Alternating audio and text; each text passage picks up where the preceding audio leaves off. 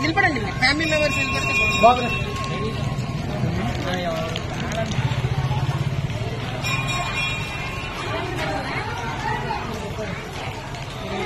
సంతేకుల్లూరు గ్రామం, ఆదాని మండలం, కర్నూలు డిస్టిక్.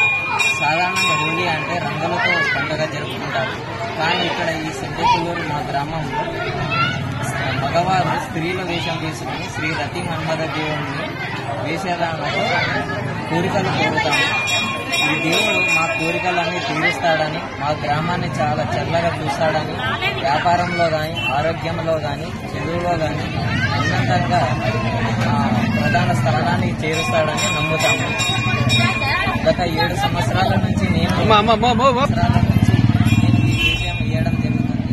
ముందుగా మా నాన్నగారు వేసేవారు.